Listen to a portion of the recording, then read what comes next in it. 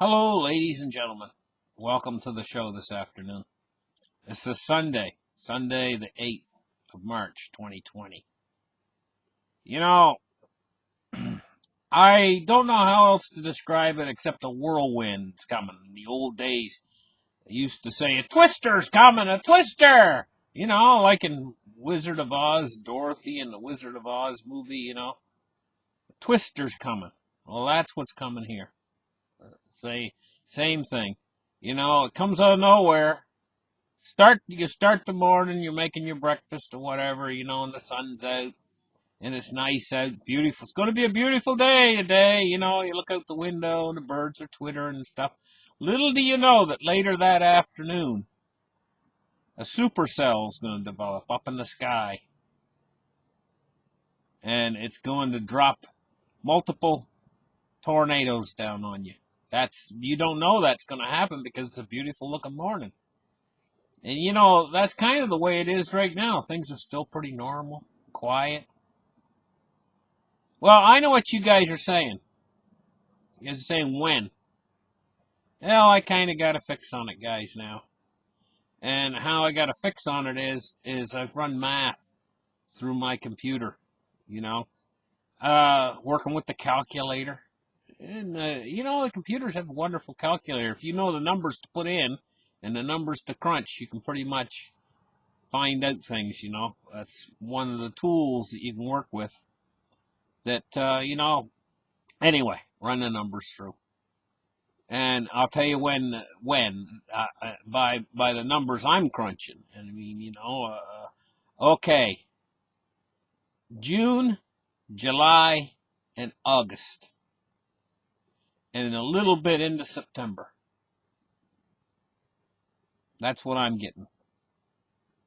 And probably at its peak, the trouble. And that's going to be the equivalent of when the twister's right down and it's tearing your house to pieces. Probably in the middle of July toward the early part of August, according to the numbers I'm getting.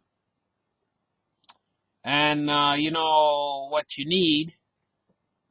Well, out in the Midwest, what you really need is in what they call Tornado Alley. In order to survive, what you need is an old root cellar or a basement or some sort of a little room made out of steel that's bolted down to the floor. That's what you need to crawl in to find safety from a tornado. In this case, this is a little bit different form of safety you need. You need things put away for yourself. You need maybe a 3-month supply of food, or 4 months would even be better. A way to get water so that you don't dehydrate. You need some sort of a little emergency kit that has all the things you'd need in there in case of an emergency, Band-Aids and stuff like that. You need to put things away for yourself, and you need to do it now while you can still get a few things, because those 3 to maybe 4 months there, the population. Now, let me explain a little bit further. This is going to affect almost the full population. It's going to affect a lot of people. And you got younger people, for instance, say they get sick. They're not going to be as affected as bad as the age 60 and up people. But they're not going to get off away, even if they get what's called a mild case of this virus that's sweeping across the world. Even if they get a mild case of it, it's still pretty bad. A mild case would, let me just run through what it would be like. It would probably start kind of like a little bit like a head cold, and you feel what's called malaise. Kind of like, how you feel when you're coming down with the flu? You feel kind of like malaise. And you'd have a fever that comes with this thing that lasts for days. But at its worst, it's probably about 3 or 4 days long. of a fever, right? But the entire length of the fever is probably about 7 days. And during that time when you got the fever, uh, the fever isn't as high on about 3 of those 7 days, but there's about a 4 day period there where you're going to have quite a bad fever every day, and you're going to have congestion down in your chest and everything else. Now, this is a mild case of it. A mild case of it's basically going to put you out of commission for about 3 weeks. I mean, you're going to be feeling pretty much under the weather for about 3 weeks. And that's a mild case. Anyway, now and because it's a novel thing, it's going to affect almost everyone. It's going to put it's going to just basically, it's moving so fast that you need to have these things stored away for yourself. You need to be prepared for this. This is coming, and the impact of this is going to be huge at a certain point. It's why it's so hard for us to get our heads around all of this is because we're not used to things that work in an exponential way. It's kind of shocking because it goes so fast in the end that when something's working on an exponential curve, it's hard for us to actually get our brains around it and understand it. And I think what's basically going to happen is when this thing is at its worst, it's going to have an effect upon all the markets, basically shutting them down. I think it's basically going to just about shut everything down for a while because the population is sick. They're in bed. They're coughing. They can't get as much oxygen as they would normally get. And it's the sort of thing where it's sweeping through so fast. And then it's going to be gone, just like the tornado. That's why I'm using a tornado as an illustration. Tornado does all that damage. A few hours later, it's gone. You're looking at where your house was. You're looking at the tree. All the branches are gone. The bird's still singing up on the limb, and the sun's back out again. But your life is mangled and twisted. That's what this thing is. It's a tornado. And so cryptocurrencies during that period in time, they never rest. The cryptocurrencies markets, they trade, But all the other markets, I think, are going to have to take a rest. And I don't think there's even going to be much happening in the cryptocurrency space during that period in time. So, you got a little bit of a handle on it. It's going to get bad in May. It's going to get seriously bad the whole month of May.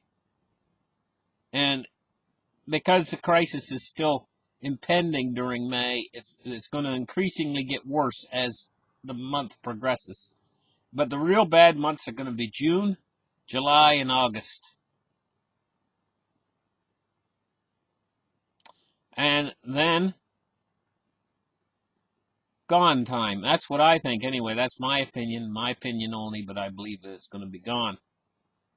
By Christmas time, you won't even be able to find it. And let's hope some of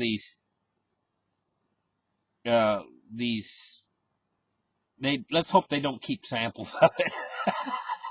Let it go. Don't hang on to it. We don't ever want to see it again after it's gone. Some crazy virus that's half head cold, half SARS. We don't want to ever see it again once it's gone. Anyway, listen, guys. We're in for an awful time, I think. And I don't think there's any stopping this thing. It would be miraculous. Let's put it this way. Every day I come on here and I look at the charts and see what the thing's doing. And I see it progressing upwards. It would be some sort of a miracle if I saw those numbers stop climbing and all of a sudden nobody was catching this thing anymore. It'd be some sort of a miracle. I'm not saying that can't happen. Maybe it might mutate into something that has much less impact. I mean, things like that can happen. It's within the realm of possibility. But at this point, it doesn't seem very likely. It seems like what I'm talking about is probably the most likely scenario, you know. But anyway, listen, guys, you've got limited time left to prepare for this thing. If I was you guys, I'd just hang on to my cryptocurrency right through this and see what happens on the other side. I know a lot of you don't have a major investment in cryptocurrency. If you're anything like me, you just dabble in it, and you've only got a little bit here and there, you know. I think most of you have dabbled in it, and you have a little bit, most of my audience, you know. And probably the wise thing would be just to hang on to it, because I think everything's basically going to go on hold for a few months. I think starting within the next couple weeks or next 3 weeks, I think when this thing hits, basically everything's going to kind of go on hold. Just like what happens when you got a person that's sick in your family, you know, say the father gets ill. Well, he just puts everything on hold. He can't do anything. He's incapacitated. And this thing has the potential to kind of incapacitate the entire system the same way. Simultaneously. Everybody is taking a sick day. It's going to be something like that. But when that happens, people still have to eat. You see where I'm going with this? Because the guy that brings your food to the grocery store, he's sick. So this is why you got to have enough food put away now when this thing hits. Thank you guys for listening. Like and subscribe, and we'll catch you guys in the next show. Bye-bye.